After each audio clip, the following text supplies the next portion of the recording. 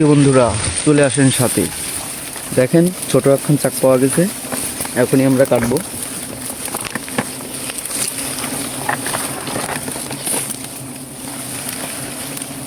বন্ধুরা দেখেন,